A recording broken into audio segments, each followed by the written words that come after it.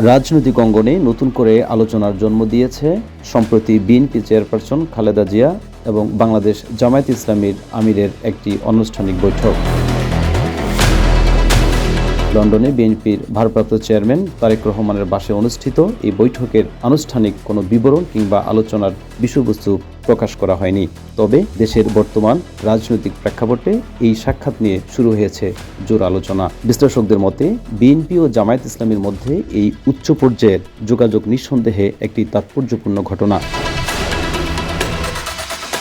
2001 সালে নির্বাচনে জয়ী হওয়া বিএনপি জামায়াত জোটের অতীত ঘনিষ্ঠতা এবং এরপর দীর্ঘ এক যুগেরও বেশি সময় ধরে দল দুটির সম্পর্কের টানাপোড়েন লক্ষ্য করা যায়। তবে দুই দলের শীর্ষ নেতৃত্বের বৈঠকের প্রেক্ষিতে নতুন করে রাজনৈতিক সমীকরণের ইঙ্গিত দিচ্ছে।